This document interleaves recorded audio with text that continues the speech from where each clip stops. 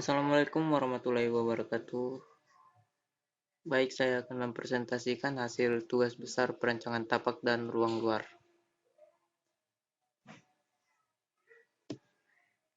Perancangan tapak dan ruang luar.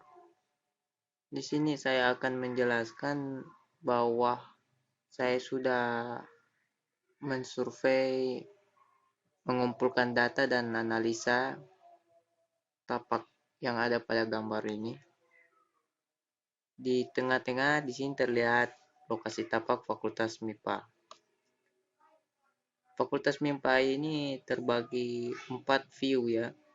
View yang pertama yaitu sebelah kanan di pojok kanan atas. View 1.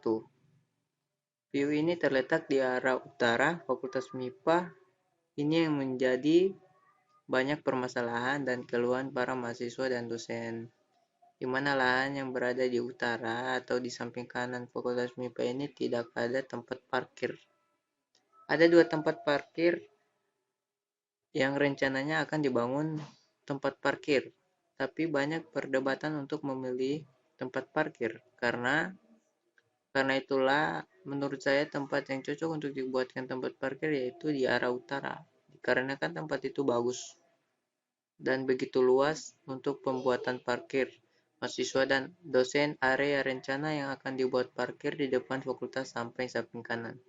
Bisa diperhatikan di bagian arah orange, tanda view 1 orange ini, itu adalah bagian view 1. Di situ terletak untuk direncanakan tempat parkir. Baik, lanjut ke view 2. View 2. Nah, ini adalah view yang saya view yang sudah direkomendasikan bahwa bagian depan halaman Fakultas MIPA ini sudah ditentukan temanya, yaitu pembuatan halaman sesuai dengan format tugas yang diberikan. Jadi view 2 ini terletak di arah timur Fakultas MIPA. Nah, ini juga termasuk perdebatan sama seperti view 1 tadi. Sama-sama masalah lahan yang dibuat untuk parkir, tapi menurut saya jika dibuatkan parkir di depan fakultas dan lahannya kecil. Kenapa saya bilang kecil? Karena jumlah kendaraan mahasiswa dan dosen Fakultas MIPA bukanlah sedikit. Jika dibuatkan tempat parkir, tidaklah cukup untuk kendaraan, dan lebih cocoknya untuk pembuatan taman atau halaman tempat santai, dan juga bisa dibuat sekaligus tempat halte bus untuk penumpang. Jadi, kenapa saya membuat di bagian daerah tersebut tempat halaman taman, halte bus, karena menurut saya ini paling cocok. Dia terletak di depan halaman Fakultas MIPA. Sangat strategis sekali. Akan tetapi menurut saya ini agak sedikit berbahaya dikarenakan di paling ujung situ kan ada hutan. Hutan tersebut itu bisa jadi ketika dalam keadaan gempa atau banjir, tanahnya bisa runtuh, longsor. Baik, kita lanjut ke view 3. View 3 ini terletak di arah selatan Fakultas MIPA. Banyak dari mahasiswa yang sering menggunakan area ini untuk penggunaan parkir sementara. Lahan ini terlihat kecil untuk parkir, karena itulah saya berpendapat bahwa view 3 ini lebih cocok untuk pembuatan taman dan tempat santai untuk mahasiswa dan dosen. Ada kelebihannya, lokasi yang strategis untuk vegetasi, taman, dan pembuatan taman. Kekurangannya, tanahnya mudah berpecek, mudah lumpur ya, bisa menyebabkan tanah mudah dan cepat rusak. View keempat, terletak di arah barat bangunan Fakultas MIPA. Lebih tepatnya terletak di Jalan Pintu Samping UNG Kampus 4. Untuk lokasi ini, kurangnya lahan untuk pembangunan parkir kendaraan mobil dan motor menurut mahasiswa dari Fakultas MIPA. Untuk view 4 atau arah daerah view ini di arah barat. Kelebihannya, lebih diutamakan pembuatan kantin untuk mahasiswa dan dosen, dikarenakan lahannya cocok untuk berada di tengah atau di keliling seluruh bangunan, sehingga akses jalur ke kantin lebih mudah diakses karena terletak di tengah. Semakin dekat, semakin bagus. Banyak yang mahasiswa menginginkan kantin kampus, kantin fakultas. Itulah kelebihannya. Kekurangannya, vegetasi alamnya tidak ada. Maksud dari sini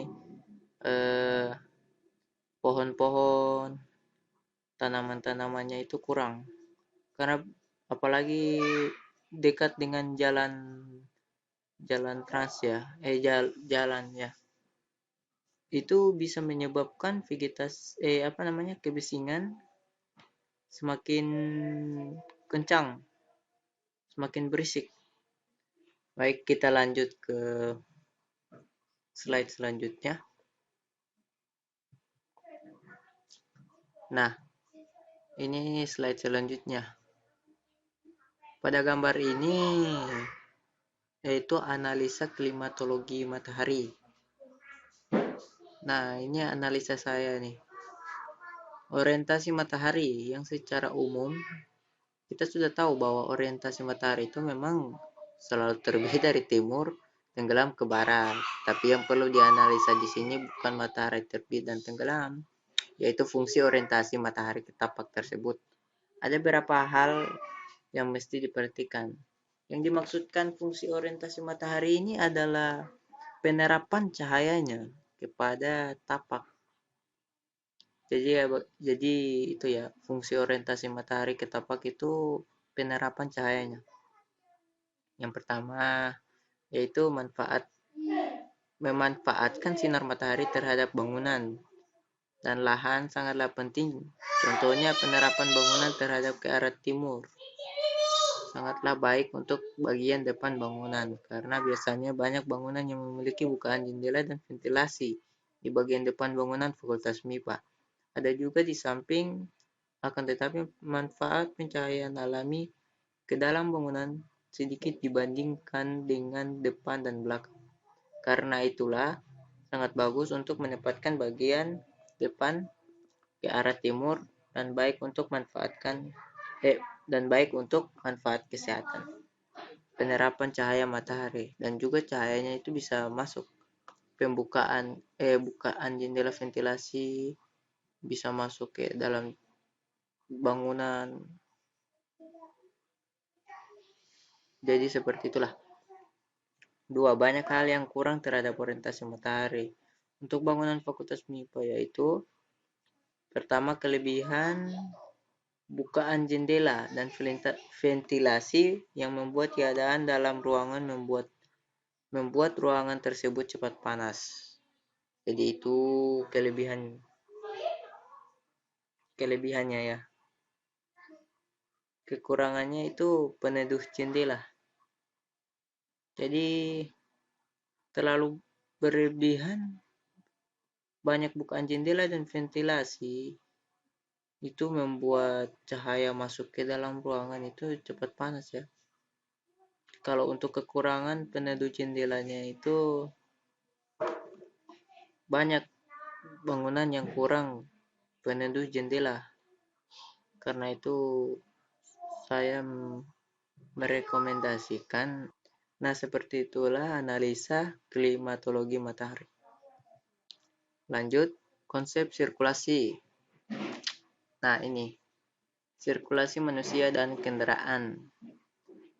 Yang menjadi permasalahannya adalah sirkulasi manusia yang seharusnya digunakan untuk manusia malah menutupi sirkulasi sebagai contohnya yaitu parkir liar atau sembarang parkir. Terkadang banyak akses sirkulasi manusia terhalang dengan tempat parkir liar. Coba perhatikan di gambar. Garis biru menunjukkan simbol sirkulasi manusia, dan untuk kendaraan garis yang berwarna merah. Kelihatan jelasnya. Nah, di sini juga ada beberapa simbol, kode-kodenya. Yang paling atas dulu ya, kita mulai dari paling atas. Yang paling atas di sini simbol jalur masuk parkir. Sesuai dengan apa yang saya bilang tadi, yang di awal, pemilihan lokasinya, tempat parkir yang direkomendasikan untuk dibuat di arah sebelah kanan atau di bagian utara. Jadi simbol jalur masuknya itu yang warna biru, terus simbol jalur keluar parkir yang warna merah. Terus yang di bawahnya batas lahan. Nah, batas lahan ini yang akan menjadi fungsi objek utama yang berwarna hijau. Ini yang akan jadi objek utama untuk pembuatan taman.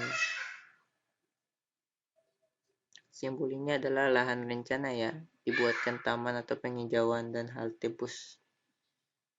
Jadi sirkulasinya begitu.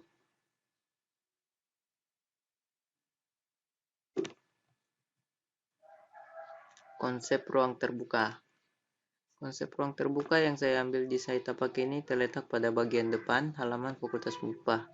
Ada banyak yang namanya ruangan terbuka, di antara lain yaitu lapangan bermain, lapangan olahraga, taman, penghijauan, dan lain-lain. Pada konsep ini mengambil ruang terbuka pasif, yaitu perletakan taman dan halte bus.